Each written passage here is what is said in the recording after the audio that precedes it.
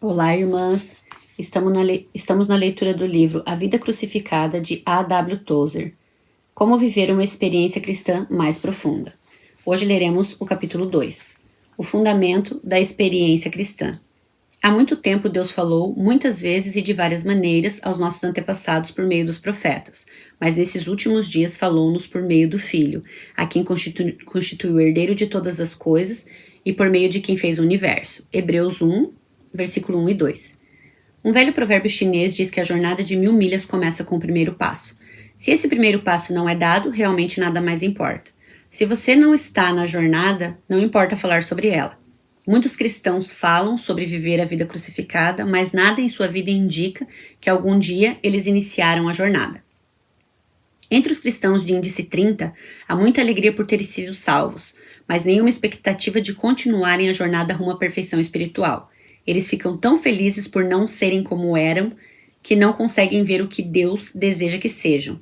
O cristianismo tem um lado glorioso e vitorioso que poucos cristãos experimentam. Se tem alguma coisa a dizer à Igreja de Cristo e para os evangélicos no mundo, é nessa área da vida cristã vitoriosa, neste viver a vida crucificada. A nossa fraqueza é que não prosseguimos para conhecer Cristo em intimidade e familiaridade enriquecidas. E pior, nem estamos falando sobre fazer isso. Raramente ouvimos a seu respeito, e esse tema não entra nas nossas revistas, nos nossos livros ou em qualquer tipo de ministério midiático, e também não se encontra nas nossas igrejas. Estou falando desse anseio, desse desejo ardente de conhecer Deus em medida crescente. Esse anseio deveria empurrar-nos adiante em direção à perfeição espiritual.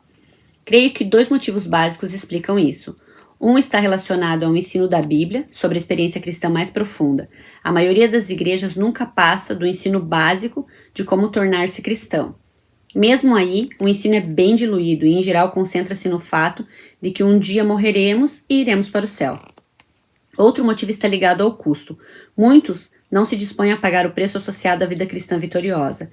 Erroneamente, aprendem e creem que a vida cristã é uma viagem gratuita que, por fim, acaba no céu. Afinal, Jesus pagou o preço integralmente. Ao longo de todo este estudo, quero tratar desses 2 fatores. O que é ser cristão? O primeiro fator a tratar é simplesmente o que é ser cristão?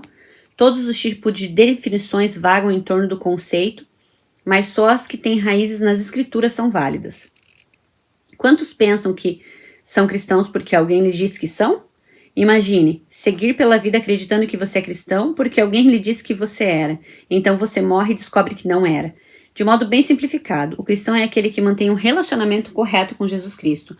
O cristão desfruta de um tipo de união com Jesus Cristo que supera todos os outros relacionamentos. Essa é a geração das perguntas. Todos parecem ter as próprias perguntas. As perguntas são importantes, porém, é mais importante fazer as perguntas certas. Um advogado bem-sucedido ganha ou perde a causa simplesmente pelas perguntas que faz ou deixa de fazer. As perguntas não têm fim, e podemos ficar atolados tentando responder a cada mínima pergunta. Encontrar a saída do labirinto de perguntas hoje é uma rota quase impossível.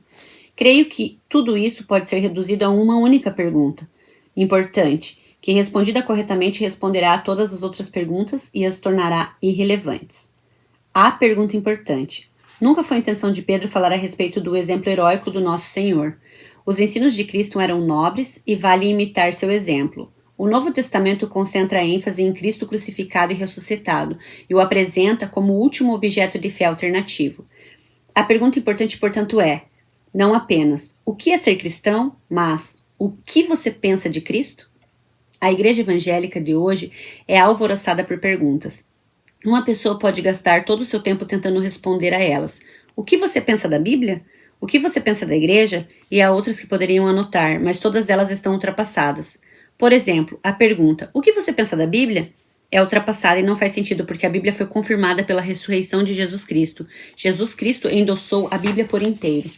A pergunta, o que você pensa da igreja? Também não faz sentido. Ninguém consegue perguntar isso e ser realmente sincero a respeito, porque Cristo disse, sobre esta pedra edificarei a minha igreja, e as portas do Hades não poderão vencê-la. Mateus 16, 18. Essas perguntas e muitas outras semelhantes são inadequadas. Assim, a pergunta diante de nós e a pergunta realmente importa é simples. E a pergunta que realmente importa é simplesmente: o que você pensa de Cristo? E o que você fará com Cristo? Cada pergunta que porventura venhamos a propor reduz-se à questão de Jesus Cristo. Todos precisamos responder a essa pergunta, quanto ao que faremos acerca desse homem que Deus ressuscitou dentre os mortos. Cristo é a última palavra de Deus à humanidade. Está escrito: há muito tempo Deus falou muitas vezes e de várias maneiras aos nossos antepassados por meio dos profetas. Mas nesses últimos dias falou-nos por meio do Filho, a quem constituiu o herdeiro de todas as coisas, por meio de quem fez o universo. Hebreus capítulo 1, versículo 1 e 2. Também está escrito: aquele que é a palavra tornou-se carne e viveu entre nós. João capítulo 1, versículo 14. Quando a palavra se tornou carne, Deus falou. Ele falou sua palavra em carne, e o Cristo encarnado é essa palavra. Isso resume tudo o que Deus um dia diria aos homens. Nenhum desenvolvimento na psicologia humana requer que Deus corrija ou edite o que ele já disse em Jesus Cristo. A nossa pergunta, pois, é acerca do próprio Cristo, e de todas as outras questões religiosas se reduzem a: o que você pensa de Cristo e o que você fará com ele? A menos que isso seja plenamente respondido, nada mais importa de fato. Alguns alegam ter problemas com isso. Na realidade, estão apaixonados por si mesmos e cegos pelo egoísmo e amor próprio.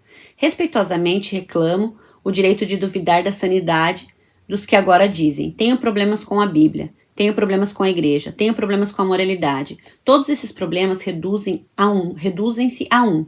Deus falou sua palavra eterna em Cristo Jesus, o Senhor. Assim, Cristo resolveu cada questão. A pergunta dos que honestamente buscam prova do cristianismo é falsa.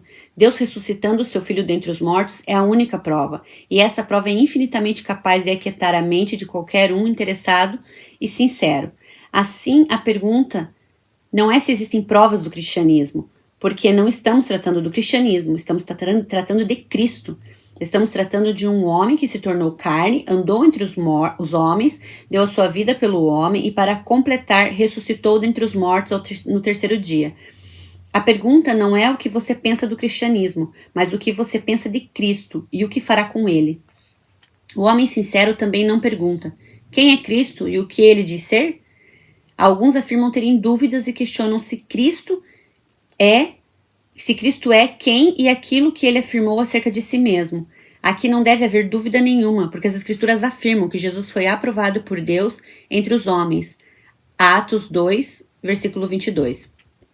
Grandes volumes de livros que preencheriam qualquer edifício do subsolo ou sótão foram escritos tentando mostrar que Jesus é o que ele afirmava ser.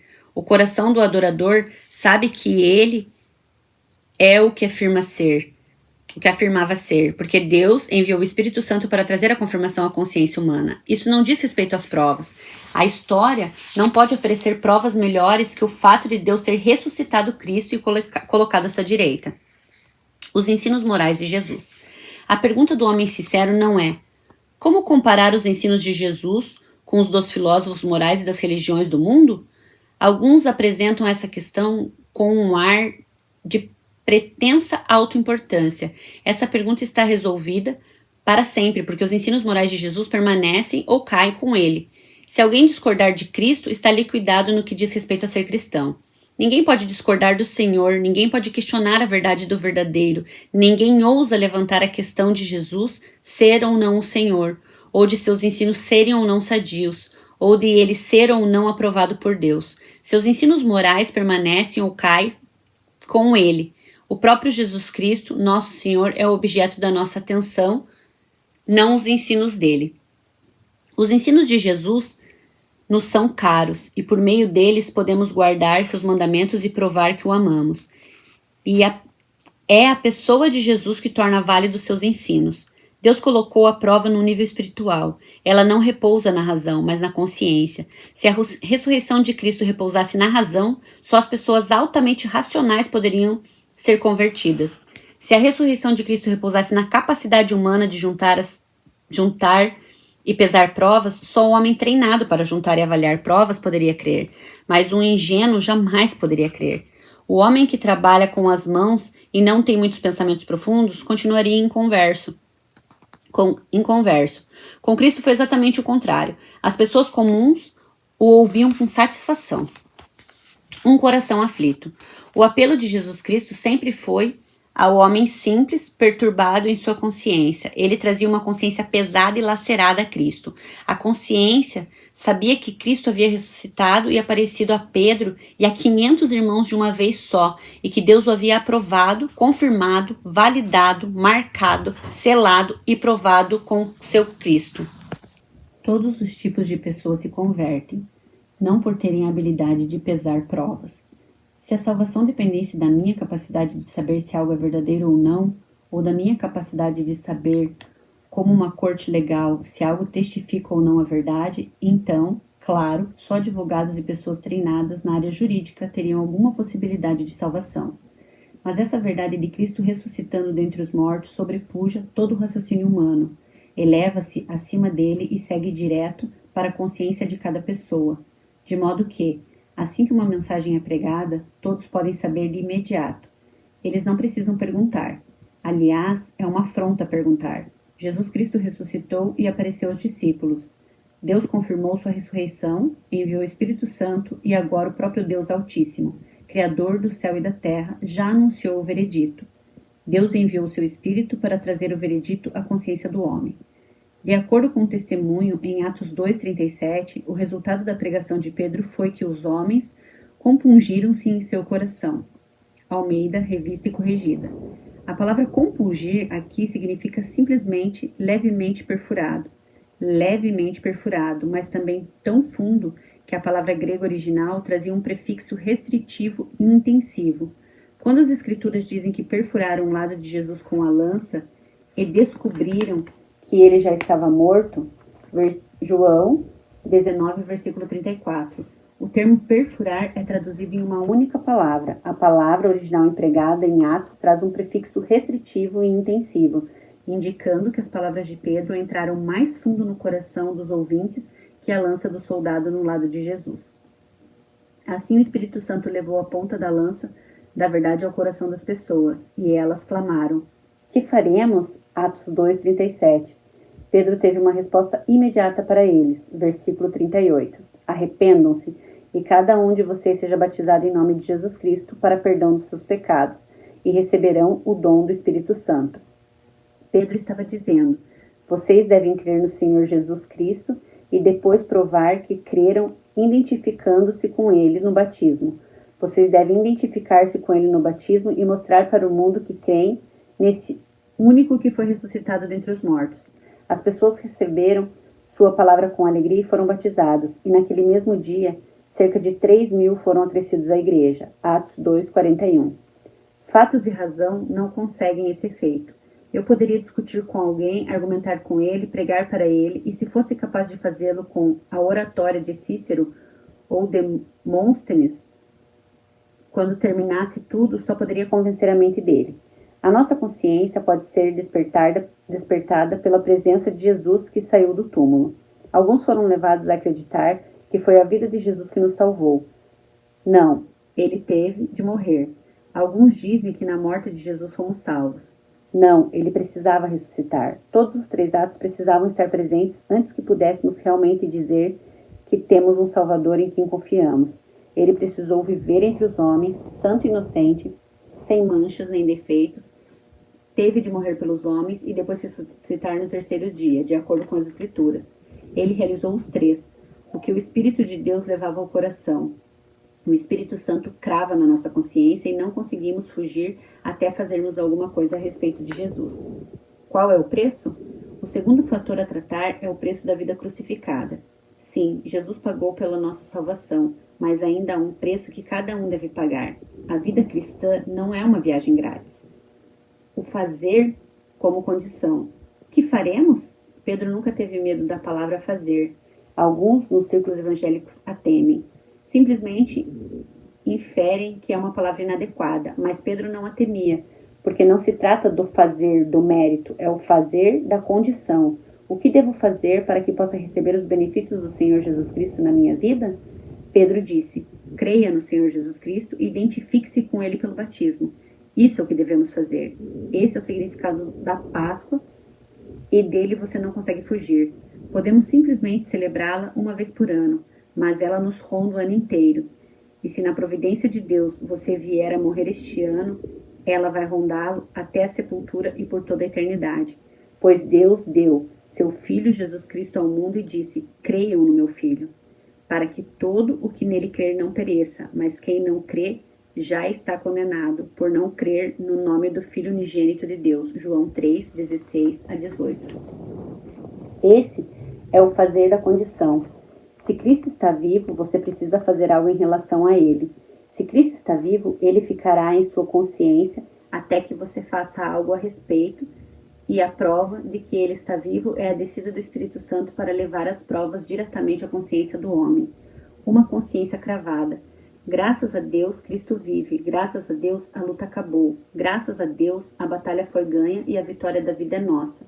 No entanto, até você fazer algo, isso permanece na sua consciência e ali permanecerá até se passarem os séculos. Ele está na consciência de milhões que nada fazem a respeito e tentam viver uma vida crucificada sem encará-la. Os outros podem tentar, mas eu não consigo. Cristo morreu por mim, ele levou os meus pecados. Deus o ressuscitou dentre os mortos e enviou o Espírito Santo para dizer: este é o meu filho, ouçam-no. Mateus 17:5. Assim, preciso escutar, ouvir, identificar, admitir, seguir, devotar-me, dedicar-me. Preciso seguir o Cordeiro por onde ele for. Ele fica na minha consciência até eu fazer alguma coisa. A minha consciência está cravada no fato de que ele se levantou em triunfo na ressurreição e na confirmação da graça salvadora para toda a raça humana. O cristianismo repousa sobre um fundamento: Jesus Cristo. Antes que alguém possa compreender a profundidade da experiência cristã e a dinâmica da vida crucificada, é preciso estabelecer esse fundamento. Nenhum prédio pode exceder a capacidade de seus alicerces. Quanto mais importante o prédio, mais importantes seus fundamentos. A pergunta correta a fazer é simplesmente: quem é Jesus Cristo? E logo depois, o que farei com ele? Que farás com Jesus? A.B. Simpson, 1843 a 1919. Jesus está em pé no salão de Pilatos, sem amigos, abandonado, traído por todos. Ouçam. O que significava o súbito chamado? Que farás com Jesus? Que farás com Jesus? Neutro não pode ser. Um dia teu coração perguntará: que fará ele comigo? Jesus está em pé quieto, sendo julgado. Pode ser falso com ele se quiseres, pode ser fiel para o bem e para o mal. Que farás com Jesus? Vais evitá-lo como Pilatos? Ou vais escolhê-lo, haja o que houver? É em vão que te esforças para dele esconder-te? Que farás com Jesus? Irás, Pedro, teu Senhor negar? Ou desdenharás fugir de seus inimigos? Com a ousadia de por Jesus viver ou morrer? Que farás com Jesus? Jesus, hoje te dou meu coração. Jesus, te seguirei por onde fores. Grato te obedecerei. Dirás: isso farei com Jesus. Irmãs, acabamos aqui o capítulo 2.